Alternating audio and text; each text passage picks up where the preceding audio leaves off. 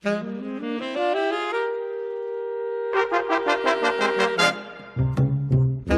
ateliers de la médiation de la musique, un balado de l'EPMM.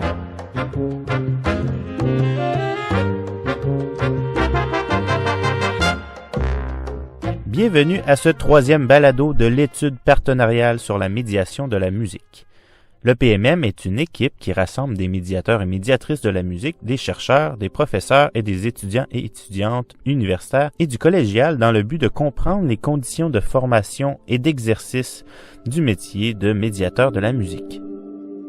À l'occasion du troisième atelier EPMM qui a lieu le 3 décembre 2021, François Matarazzo et Louis Jacob ont fait état des plus récentes réflexions sur l'évaluation de la médiation culturelle en puisant des exemples de recherche évaluative mises en place dans le milieu artistique et musical, au Québec comme à l'international. François Matarazzo est animateur culturel, chercheur et écrivain. Il poursuit une activité indépendante depuis 40 ans, principalement dans l'espace européen. Il travaille avec des institutions importantes et avec des habitants de communautés variées. Il a publié plusieurs rapports de recherche, des travaux d'évaluation et des livres sur ce qu'on appelle l'art participatif. En ce moment, François Matarazzo travaille notamment sur le projet Traction qui évalue la médiation culturelle et la co-création d'opéras. Louis Jacob est professeur au département de sociologie de l'Université du Québec à Montréal. Il est membre de l'Observatoire des médiations culturelles et du laboratoire Art et Société, Terrain et Théorie. Entre 2011 et 2013, Louis Jacob a participé à une vaste étude partenariale avec la Ville de Montréal. Une étude qui cherchait à comprendre les effets de la médiation culturelle sur les divers participants. Pourquoi et comment évaluer la médiation de la musique? Durant ce troisième atelier EPMM, la question a été abordée dans ses dimensions éthiques, politiques et pratiques. Mais d'abord, pour mieux comprendre comment l'évaluation de la médiation culturelle est conçue aujourd'hui, prenons un moment pour dresser un portrait des différents contextes dans lesquels émergent les pratiques d'évaluation, d'abord au Québec avec Louis Jacob et en Angleterre avec François Matarazzo. Louis Jacob. Je vais vous donner quelques jalons dans l'histoire récente de l'évaluation des projets. Les pratiques évaluatives au Québec, elles se sont inspirées des pratiques d'évaluation qui avaient cours, par exemple, du côté de la gestion de projet dans des organismes fédéraux. Dans les années 80 et les années 90, on avait mis en place des procédures qui permettaient de rendre des comptes aux organismes subventionnaires, à la population qui soutient par le biais des politiques publiques ces projets-là. Ça a aussi un aspect un peu plus officiel, si on veut. Mais il y a également toute une histoire qui reste à raconter de pratiques d'évaluation. Je pense par exemple au réseau québécois de recherche partenariale en économie sociale qui avait à l'époque, je vous parle d'il y a une vingtaine d'années, mis en place de façon très explicite des bonnes pratiques en matière d'évaluation. Il y avait aussi une tradition qui manque de reconnaissance, qui est très réelle, en particulier au Québec, qui nous vient des organismes communautaires et de la tradition, si on veut, de l'art communautaire. Dans ces milieux-là, on a développé des habitudes d'évaluation, d'auto-évaluation. C'est tout ça qui, je pense, depuis une trentaine d'années, a composé un paysage favorable pour les pratiques d'évaluation au Québec. Les choses se sont un petit peu accélérées à partir du milieu des années 2000 peut-être. Aujourd'hui, par exemple, un organisme que vous connaissez comme Culture pour tous diffuse une boîte à outils, diffuse un guide qui peut nous accompagner dans nos activités d'évaluation de projet. La Ville de Montréal le fait également, des organismes régionaux, l'Observatoire des médiations culturelles. Puis je voudrais aussi évoquer le travail extraordinaire que font certains organismes comme Artenso. Il y a aussi un organisme comme Execo qui est davantage dans le champ de la médiation intellectuelle et de l'inclusion sociale. On cherche à comprendre les effets sociaux ou les impacts communautaires de nos activités. Donc, ils élargissent le rayon de l'action culturelle et ils mettent en place des nouvelles procédures, bien souvent, sous un mode exploratoire très novateur. Je pense que c'est le lieu d'une évolution assez originale de l'évaluation et de la pratique de la médiation culturelle au sens très large du terme. On voit donc ce qui a composé depuis ces 30 dernières années, comme le dit bien Louis Jacob, un paysage favorable à l'apparition des pratiques d'évaluation en médiation culturelle au Québec. Maintenant, allons voir du côté de l'Angleterre avec François Matarazzo. Si vous permettez, je vais retourner un petit peu en arrière pour évoquer le début de ces questions d'évaluation qui, pour moi, datent vraiment des années 90. J'avais travaillé comme animateur culturel déjà depuis une quinzaine d'années et dans tout ce travail, les donateurs, les bailleurs de fonds ne nous demandaient pas d'évaluer notre travail. La première fois que ça m'est arrivé, c'était au début des années 90 et ça fait partie d'un changement dans la politique en Angleterre avec ce qu'on appelait à l'époque le New Public Management, de commencer à donner des cibles aux politiques publiques et à évaluer. Alors, pendant cette décennie, j'ai commencé à faire des travaux de recherche et j'ai publié en 97 la première étude importante en Angleterre sur l'impact social de la participation à l'art, à la culture. François Matarazzo emploie ici une formulation tout à fait particulière en parlant d'impact social de la participation à l'art et à la culture. On va revenir dans quelques minutes sur les implications de l'usage d'un tel vocabulaire très persistant dans les institutions culturelles. Il n'est pas rare, c'est vrai, d'entendre que ces institutions visent, de par leur politique et leurs actions, à avoir un impact sur les gens. Une conception des effets de la médiation culturelle que François Matarazzo et Louis Jacob critiquent. Au fond, pour chercher à comprendre ce qu'on évalue et pourquoi on l'évalue, est-ce qu'il ne faut pas s'attarder à ce que veulent dire la médiation culturelle et la participation culturelle? S'engager dans une évaluation de nos activités, ça va nécessairement vouloir dire revenir encore une fois sur qu'est-ce que la médiation culturelle, pourquoi ferait-on de la médiation culturelle, quelles en sont les finalités. Donc, évaluer un projet, dans un premier temps, ça nous demande de se ressaisir des finalités qu'on veut pour chacun de nos projets. Ça force un retour aux objectifs, aux fondements de chacune de ces activités, les liens de cette activité avec le milieu, avec la communauté qu'on cherche à rejoindre ou qu'on cherche à mobiliser. Il est très clair que on ne peut évaluer que contre des objectifs. Parce que sinon, on est dans une pure spéculation. On doit savoir ce que le projet a voulu faire, quelle était son intention, puis on peut évaluer contre ça. On peut aussi être ouvert à d'autres résultats, mais ça, c'est essentiel. Pour nous expliquer comment ils envisagent les pratiques d'évaluation en médiation culturelle, François Matarazzo et Louis Jacob nous rappellent un des principes qu'ils considèrent être au fondement même de la médiation culturelle, l'éthique. Et c'est ici que réapparaît ce que François Matarazzo nomme le problème de l'impact. Parce que cette conception-là est contradictoire avec l'éthique de la participation culturelle. Il y a 25 ans, j'ai employé le terme impact social. Le travail qu'on faisait sur l'impact social était une réaction au travail qui avait débuté dans les années 80 sur l'impact économique de la culture. Parce que sous le gouvernement de Margaret Thatcher, on pensait que c'était la seule façon d'intéresser ce gouvernement très monétariste. Mais le mot impact me paraît un grand problème parce que impact, c'est un mot qui vient des sciences naturelles, qui décrit le choc qui se passe quand une force frappe un objet. C'est une métaphore très flatteuse pour les politiques parce que les politiques se sentent comme les gens qui produisent de l'impact, n'est-ce pas?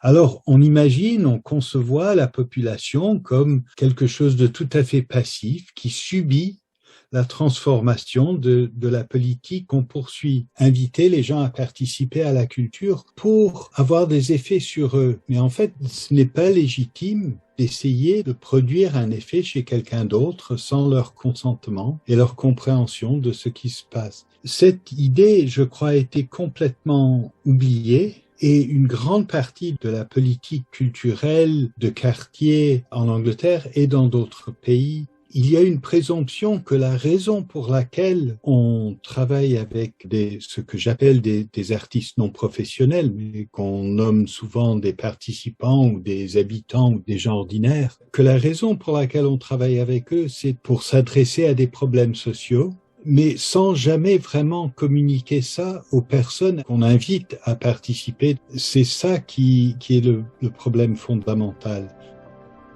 Dans une société qui se veut démocratique, penser les politiques et les actions des institutions culturelles en termes d'impact va donc, pour François Matarazzo, à l'encontre de l'idée même de participation culturelle parce que ça sous-entend des citoyens passifs, alors que pour participer, il faut être actif. Ça fait écho aux travaux de la philosophe politique Joëlle Zask, qui écrit dans son ouvrage Participer que pour réellement participer, il faut pouvoir exercer une influence sur les conditions qui nous affectent. Mais comment valoriser et mettre en œuvre une participation plus éthique en culture et plus précisément en médiation culturelle? Mais alors la question devient immédiatement éthique parce que qui définit l'objectif de l'activité? Et si les gens qui sont ciblés, je mets ce mot entre guillemets, comme beaucoup des mots dont on se sert dans ce discours de l'évaluation, mais si les gens qui sont ciblés ne sont pas consultés, ne participent pas à définir les objectifs d'une activité, alors il me paraît à moi qu'on part déjà sur un mauvais chemin. Parce que on est dans une logique de créer quelque chose qui va avoir un effet sur d'autres personnes qu'on n'a même pas consultées. Ça rappelle l'espèce d'ambivalence que conserve l'idée d'évaluation. Parfois, il y a des attentes totalement irréalistes qui sont conçues à l'endroit des retombées, des impacts sociaux, des impacts culturels, des activités artistiques. Et parfois, on est aussi obnubilé par un besoin de changement. Il y a des besoins de changement qui sont exprimés dans les communautés un peu partout. Très souvent, les attentes sont irréalistes. Et en plus, sur le plan éthique, il y a quelque chose qui coince. C'est qu'on se met dans la position de l'expert ou de la personne qui sait et qui veut induire un effet, veut provoquer un changement, alors que, à mon sens à moi, si on procède avec un minimum de sens éthique, justement, on va surtout éviter de provoquer un changement chez quelqu'un qui n'a pas demandé nécessairement de changer. C'est un peu le même paradoxe vis-à-vis les politiques actuelles de équité, diversité et inclusion. On peut pas forcer les gens à s'inclure et on peut aussi réfléchir soi-même à inclure à quoi?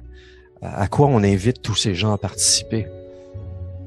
Mais alors, comment peut-on envisager le processus d'évaluation en médiation culturelle? Louis Jacob donne 3 traits caractéristiques de l'évaluation, comme un processus formateur, un processus participatif et un processus réflexif.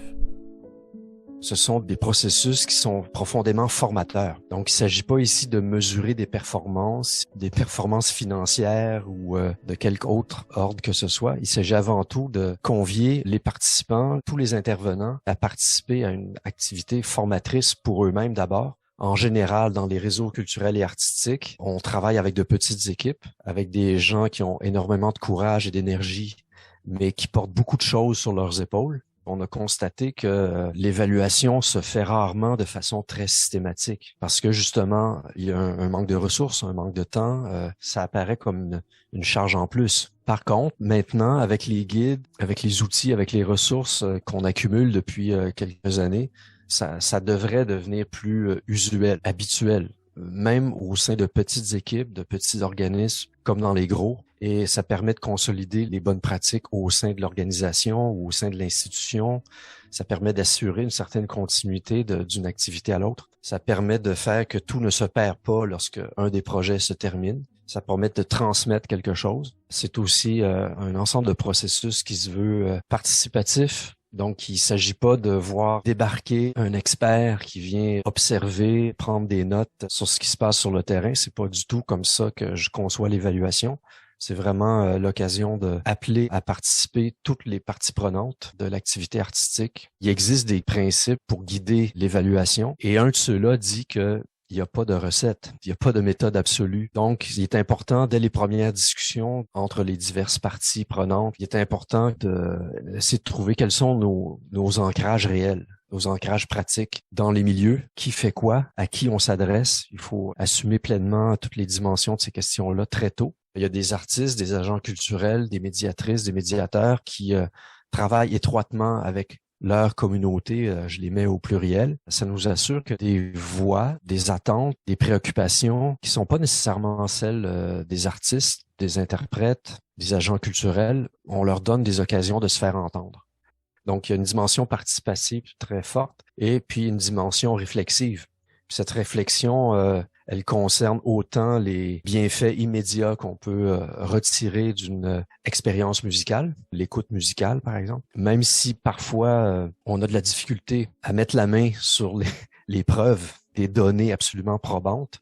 L'exercice lui-même, d'abord, il est à mon sens incontournable et puis ensuite, il est en lui-même bénéfique. On pourrait distinguer l'exercice un peu administratif qui consiste en fin de projet ou en fin d'année à déposer un petit bilan qui permet de rassurer nos subventionnaires. Un bilan, c'est une chose précieuse, mais ça peut se faire sans beaucoup de réflexion, sans beaucoup de participation.